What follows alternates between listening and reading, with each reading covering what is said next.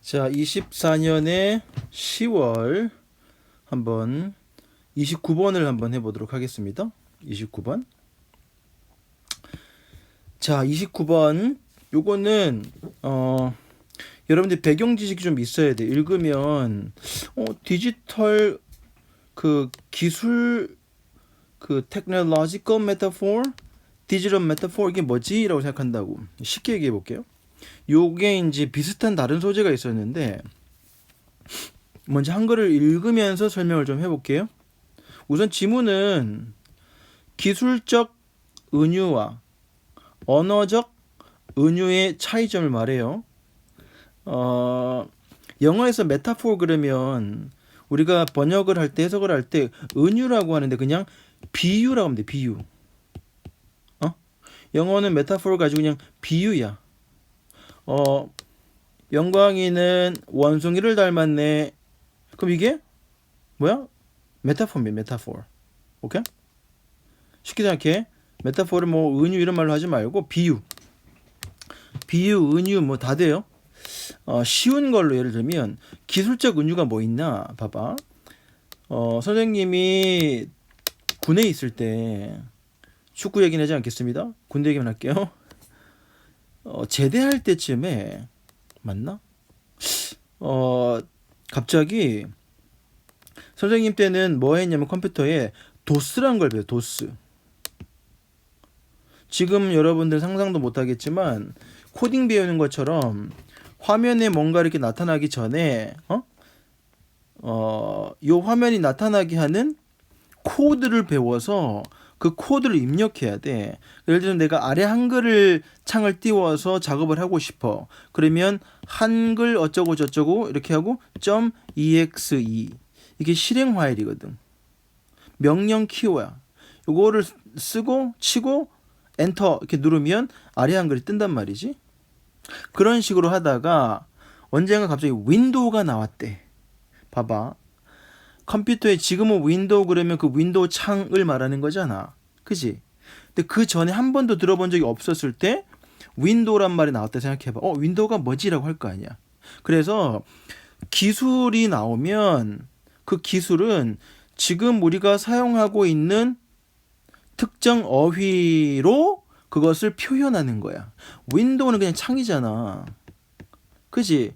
근데 기술 전자 쪽에서는 윈도우가 뭐죠? 그 화면을 말하는 거죠. 그렇죠? 프로그램 들어가는 그 화면 창. 우리도 창이라고 하잖아. 요 원래 사용하던 이 단어를 사용하지. 이게 비유라고. 기술적 비유. 이해했어? 오케이? 이런 단어들이 많습니다. 컴퓨터도 노트북 우리말로는 데스크탑 이러잖아. 노트북을 영어로는 데스크에 있는 탑이라고 그러잖아. 맞아? 데스크탑 컴퓨터 이렇게 얘기하잖아. 그 데스크는 원래 있던 책상이라는 단어지. 그 단어로 그 노트북이라는 컴퓨터를 사용하는 거죠. 그게 기술적 비유 단어라고. 이해했어? 그에 반해서 언어적 비유는 그냥 여기 나오는 것처럼 시간은 금이다. 시간을 뭐로 비유해서 금에다가 비유했잖아. 그치? 그럼 시간은 금이다라는 말은 딱 와닿아? 또는 시간은 셰익스피어가 말한 것처럼 국어라는 자다. 딱 그래서 딱 느낌이 옵니까? 바로 안 오죠. 시간은 금이다라는 말을 우리가 워낙 써왔기 때문에 아는 것이지만 시간은 국어라는 자다라고 처음 누가 얘기했어? 그럼 이걸 알아 몰라? 몰라요. 왜? 그 쓴 그 사람 작가의 의도와 의미를 파악해 알 수 있는 거지.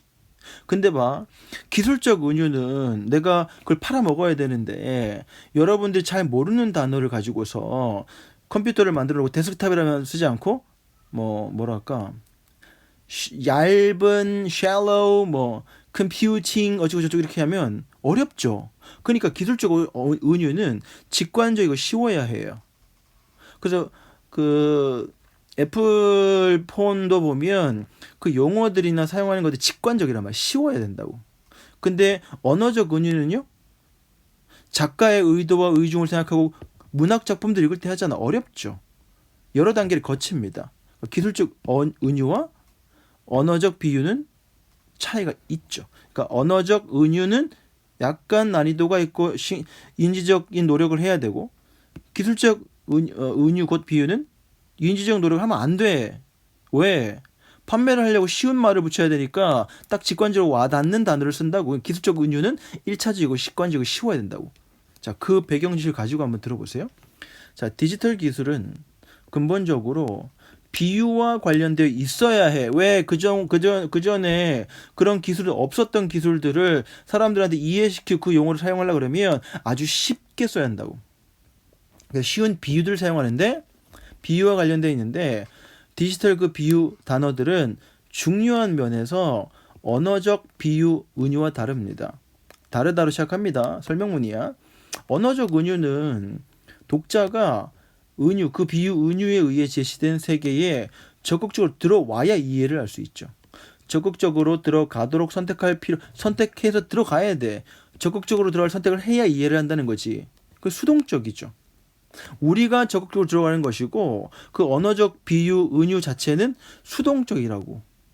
그잖아. 누가 들어와서 이해를 해줘야 하는 거니까 언어적 비유, 은유의 관점에서는 수동적이죠. 언어적 은유는 수동적이죠. 이해했어? 봐봐, 이것도 나오지. 얘가 나옵니다. 얘 사례 이렇게 해놓고 언어적 은유부터 얘기합니다. 셰익스피어가 말한 시간은 구걸하는 자다 라는 말, 셰익스피어의 은유에서 독자는 인지적 노력 없이는 셰익스피어의 사문을 더 끌어들이지 않고서는 은유를 이해할 수 없어요. 셰익스피어의 다른 사문 더 읽어봐야, 더 끌어들여 읽어봐야 은유를 이해하죠. 다른 사문 안 읽고서, 글 안 읽고서 시간은 구걸하는 자다라고 셰익스피어 말했을 때는 이해할 수 없다고. 오케이? 반면에 technological metaphor는 기술적 비유로 만든 단어들, 기술적 은유는 사용자의 의미에 지평을 강력하게 바꿔. 유리창이잖아, 우리 본래. 근데 윈도우 할 때 그 창은 컴퓨터로 바꿔버렸다고. 그 이해의 사용자의 의미의 지평을 바꿔버렸다고. 능동적으로 일을 하는 디지털 인공물에서 그것이 실현된다는 점에서 능동적이다. 그 말은 그 윈도우라는 그 기술적 비유 단어 자체가 우리를 다 이해시켜 버린다고. 얘네가 능동적이라고. 기술적 은유 비유는 능동적이죠. 지네가 스스로 그냥 그 의미가 뭔지 다 드러내 보여주거든.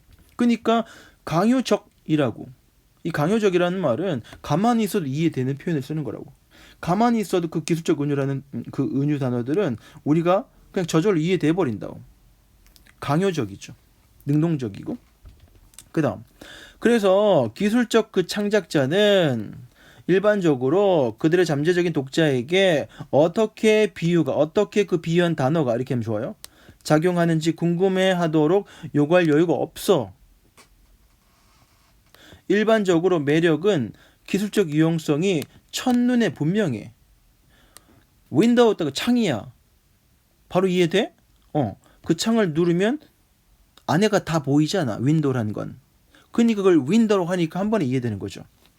기술적 창작자는 그 기술을 만들고 그 용어를 붙이는 그 창작자들은 일반적으로 그들의 잠재적인 독자에게, 그 기술 쓰는 사용자에게 어떻게 그 비유, 은유, 단어, 윈도우가 작동하는지 궁금해하도록 요구할 여유가 없어. 이거 뭔지 궁금하지? 안 사 물건. 바로 이해돼야 되잖아.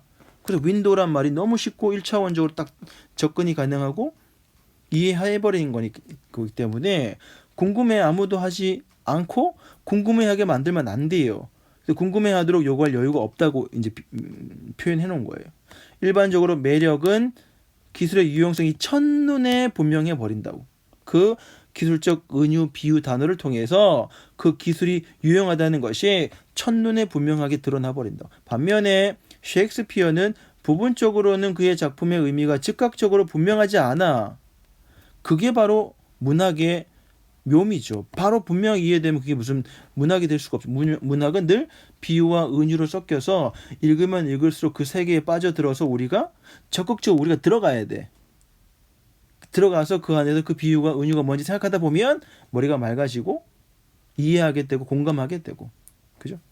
독자 측에서 어느 정도의 생각을 요구하기 때문에 우리의 생각을 동참시켜야 그 문학적 비유 은유가 이해가 되죠. 오케이? 이해됐습니까?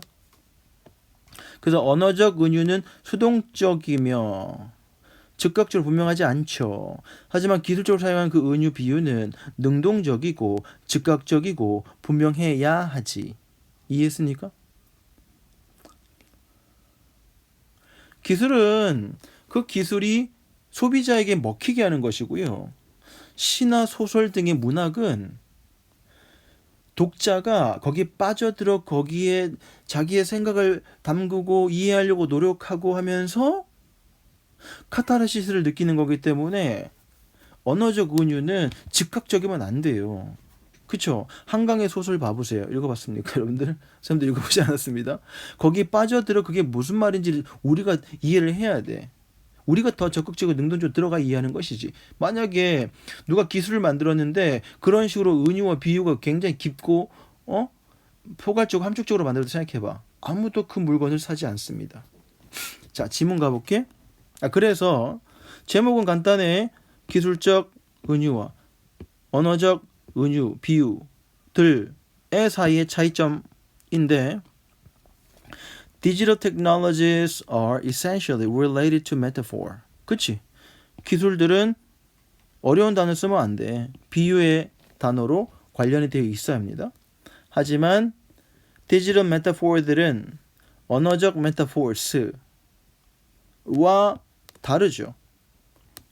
중요한 점 방식들에서 언어적 비유, 언어적 은유 먼저 말해볼까? 패시브해요. 어떤 의미에서 패시브하냐? 이런 의미 동격이지요. 관객, 청중, 독자들이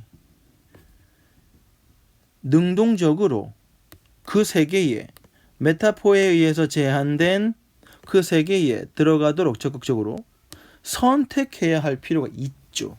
라는 의미에서 수동적이라고요. 봐봐잉. 이거 헷갈리면 안 됩니다. 얘는 activelly입니다. 오케이? 청중, 관객, 독자들은 activelly하게 들어간다는 것은 그 문학 작품 자체가 수동적인 거지. 언어적 비유, 은유는 수동적인 것이. 얘가 적극적이고 관객, 청중, 독자가 언어적 은유, 비유는 수동적이죠. 그에 반해서. 그잖아. 그 다음. 그래서 예를 들어볼까? Shakespearean metaphor. 셰익스피어의라는 형용사입니다. 비유, 은유. 시간은 거지다. 라고 하는 그 메타포에서 독자는, 자, 독자를 잘 보세요. 집단으로 단수 취급했습니다. 단복수 다 가능해요. 독자들은, 독자라는 존재는 할 것 같지 않습니다. 메타포를 뭐 없이는 이해 못해요? 인지적 노력을 해야 돼. 인지적 노력 없이 메타포 이해하는 것 가능성 없어요. 그리고 추가적인 셰익스피어의 다른 산문집들을 관련시키지 않고서는 끌어들이다죠. 끌어들이지 않고서는 얘만 달랑 주면 이해할 수 없다는 거지. 반면에 기술적 은유, 메타포, 비유 단어들은 적극적이죠. 어떨 때는 가끔 강요적입니다. 한 마리 딱 이해될 만큼 딱 이거 하면 바로 저거 할 만큼 바로 강요적이고 적극적입니다. 어떤 의미에서 they are 그 기술적 비유, window 또 뭐 있냐? 덱스탑 이런 것들은 봐도 바로 깨달아집니다. 어디에서? 디지털 기술 자체 그냥 거기에서 바로 납득 이해된다고요. 그죠? 바로 실현돼 버린다고. 한 번 더 생각하면 안 되지. 적극적으로 어떤 상황들을 하는 forcefully죠. forcefully changing a user's meaning horizon. 그 사용자의 가지고 있는 의미의 지평, 의미의 기반을 바꿔버린다고. 윈도우 유리창이 더 이상 아니야. 컴퓨터 말하면 그게 안 떠오르. 우리가 윈도우 하면 유리창이 떠오르니? 아니요. 컴퓨터에 윈도우가 먼저 떠오른다고.